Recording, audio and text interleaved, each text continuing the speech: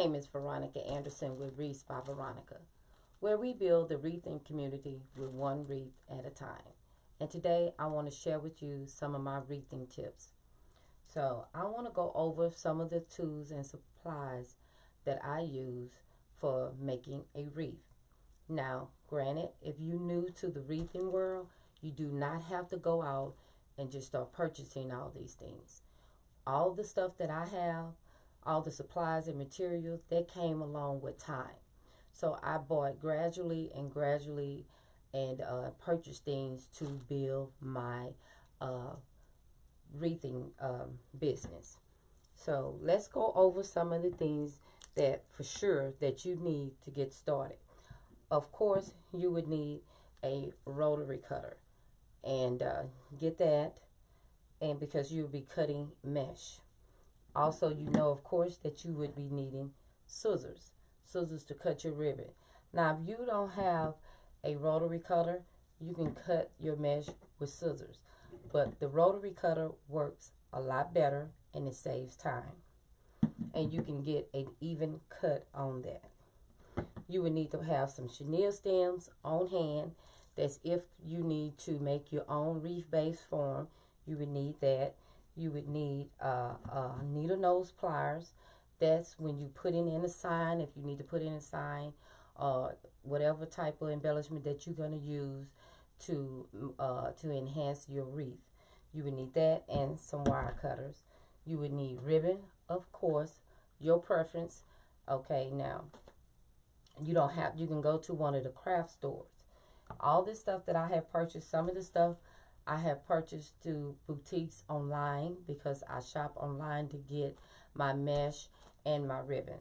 Now, you don't have to do that as a beginner because I didn't when I was beginning. I was purchasing majority of my stuff from Hobby Lobby, Michael's, and Joann's. And you can do the same until you build up your business, or just building it up for yourself. If it's just for a hobby, you can do that. Now, I took notes so I won't forget, because you know you get to talking and you forget. The first thing you would need is a wreath form. Now, like I stated earlier, you do not have to have this wreath form that's already pre-made. I use it because it is faster for me and it saves me time. Now, when I first started, I started with the wiring and putting on my chenille stems. Okay, this here wreath form is a 15 by 24 wreath form. That means it's 15 in the inner, and the outer it measures out 14 inches. Now, I purchased this from one of the online stores. Okay, and if you have to and you're not able to purchase this, use this. It'll work just the same. I promise you it will. All you have to do is put 8 around here and 10 on the outer. Because this is how many that's on here. It's 8 on the top and 10 chenille stems on the bottom. So when you put it on, remove some of this. Also, you would need glue sticks and a glue gun. So just move some of this out the way right quick.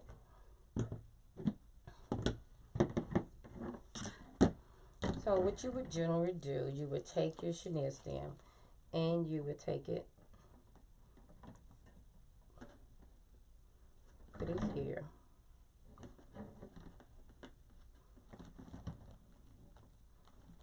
And you just twist it. When I was doing it, I would put glue there and bring it, and then put glue. I would tie it and put glue there and twist it again. And you would have this just like that, and you would have 8 all the way around. Then you would have 10. So that's how you can do yours that way. Now, if you're going to use the chenille stem, if you decide to use any one of these colors, say like if you're using the pink and you want to do this, make sure your chenille stem matches this your mesh. That way your colors will coordinate a lot better.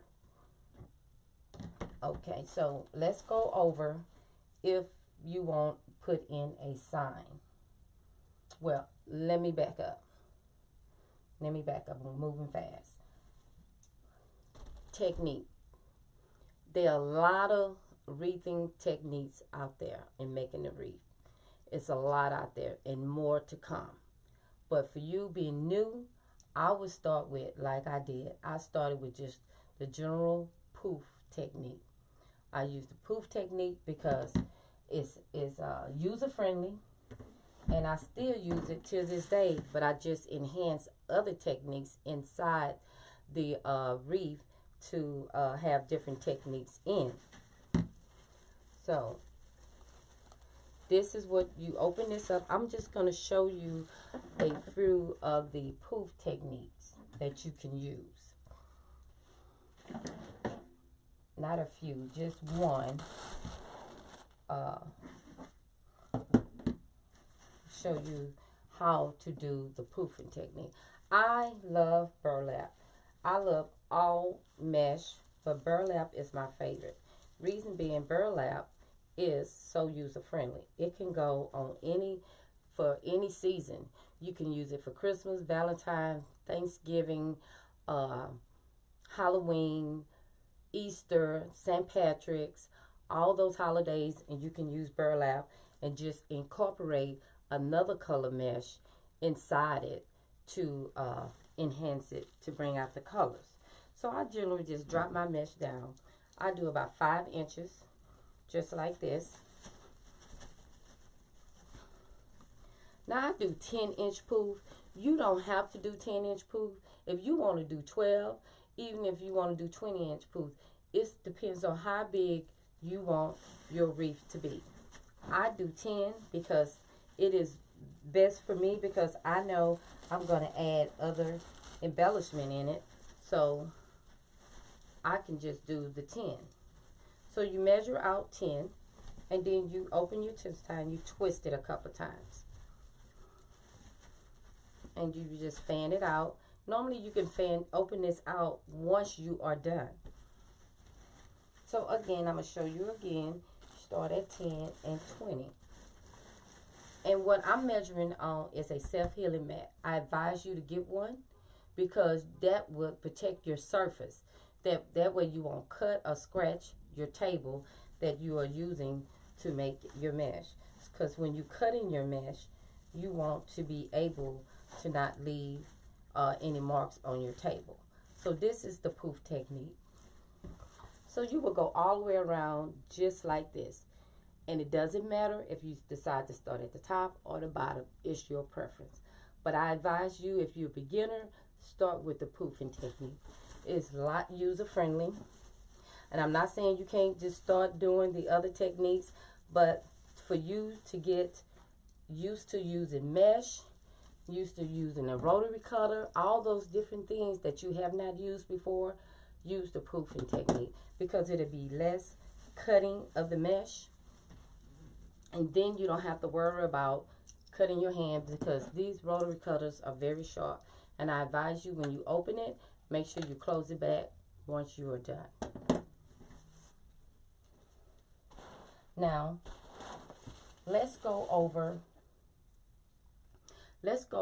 how we choose colors. Well, how I choose colors. Because again, these are my wreathing techniques that I want to share with you. So I'm going to pick this mesh up here. Roll it back up. I always roll my mesh back up. And I always keep the plastic so I can just slip it right back in there. And that way you don't have to worry about your mesh getting caught on things. It depends on where you're storing it at. Because mesh generally grabs onto things. So I just keep my bag and I just place it right back in there. And see, it's back into its bag where it needs to be placed, in its protective bag. Okay. Now we have went over the tools, the supplies you would need, mesh, and where you can purchase them. That would be cost effective for you.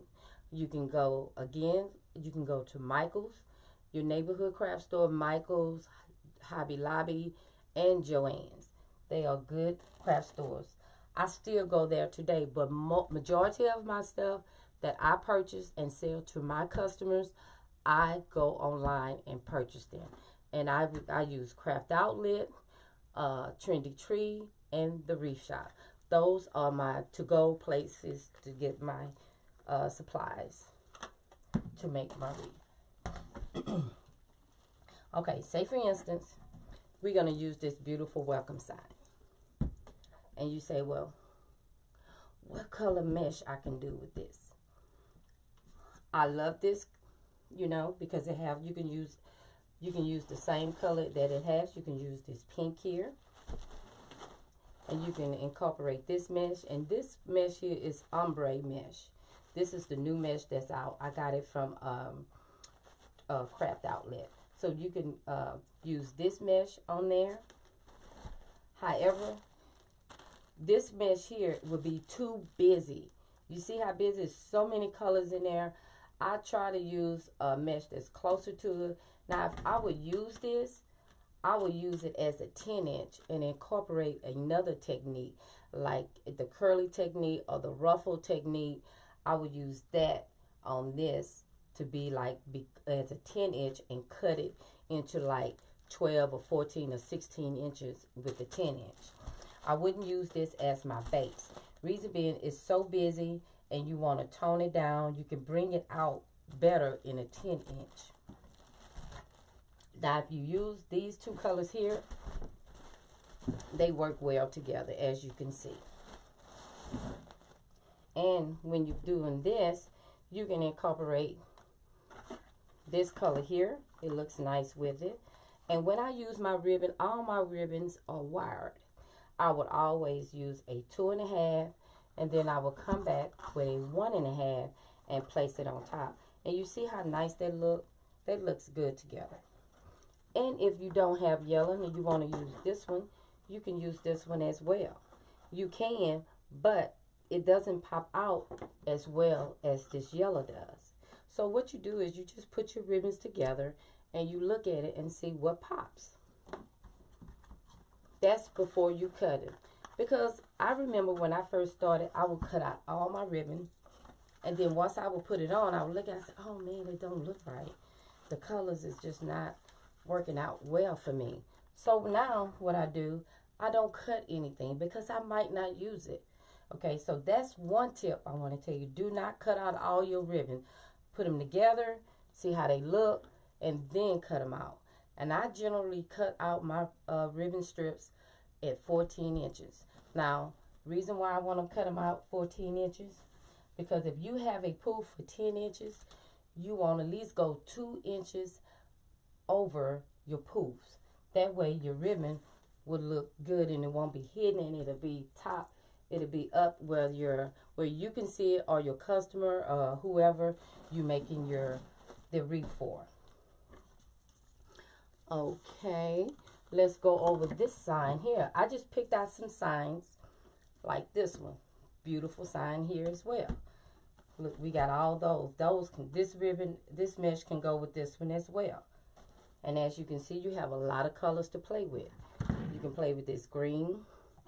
You can play with this one again. You can incorporate the yellow. You can do purple in here. And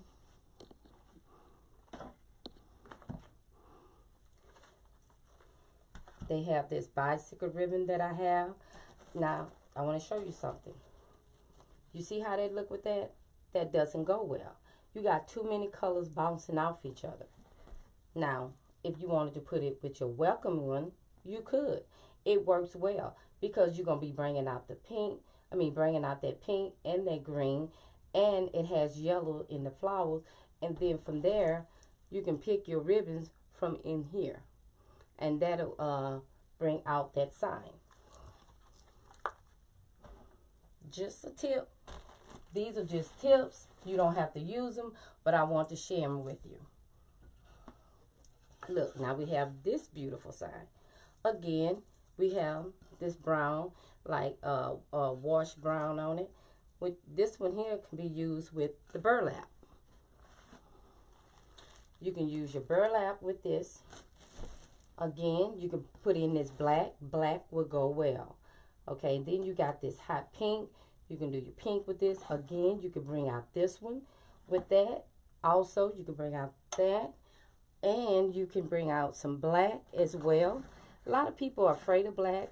I'm not. You can do the black with this because sometimes black tones it down just as well as white. White can be your... White is good, but sometimes it can fight against you because it doesn't pop off like it should. Will pop out. So then I have this black and polka dot. Polka dot. You can use that and put a 1.5 on it again. So those are just a few little tips that I wanted to share with you guys. So if you enjoyed this quick video of my wreathing tips, please like, comment, and subscribe to my channel. I thank you so much for tuning in. And remember, put God first and everything else will fall in line. I love you. Bye-bye. Thank you.